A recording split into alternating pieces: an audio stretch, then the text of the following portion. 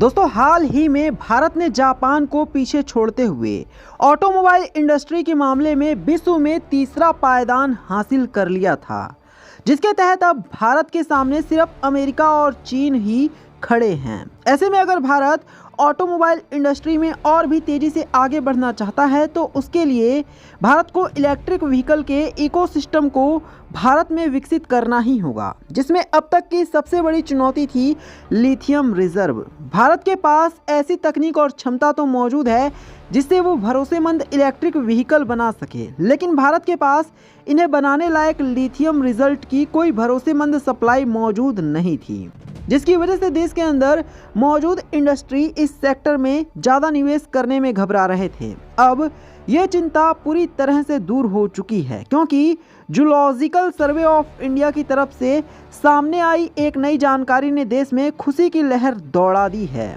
ऐसे में क्या है पूरी खबर, अब आपको थोड़ा डिटेल में बताते हैं। दोस्तों जीएसआई की लेटेस्ट रिपोर्ट में इस बात का खुलासा हुआ है कि भारत ने जम्मू कश्मीर में लिथियम के इतने बड़े भंडार मौजूद हैं, जिसके बाद भारत विश्व के कुछ सबसे बड़े लिथियम रिजर्व वाले देशों में शामिल हो जाएगा।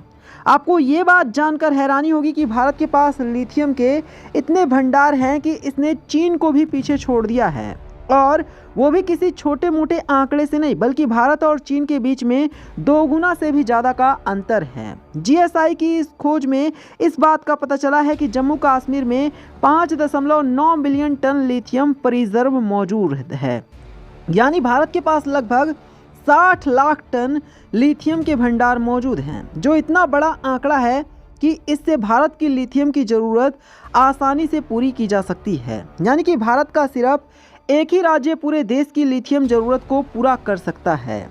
यही वजह है कि जीएसआई की इस खोज को पूरे भारत के लिए एक लॉटरी की तरह माना जा रहा है। वहीं ऐसा पहली बार हुआ है कि देश में लिथियम का इतना बड़ा भंडार मिला। हालांकि इससे पहले कर्नाटका में लगभग 1800 टन लिथियम रिजर्व पाया गया था, लेकिन वो इंडस्ट्रियल ग्रेड का नहीं था और इस बात की भी पुष्टि नहीं की गई थी कि क्या हम उन्हें निकाल पाएंगे या नहीं। इस बार जो भंडार भारत को मिला है वो पूरी तरह से इंडस्ट्री के लिए इस्तेमाल किया जा सकता है, जिससे अब भारत काफ़ी बड़ी संख्या में बैटरी बना सकेगा।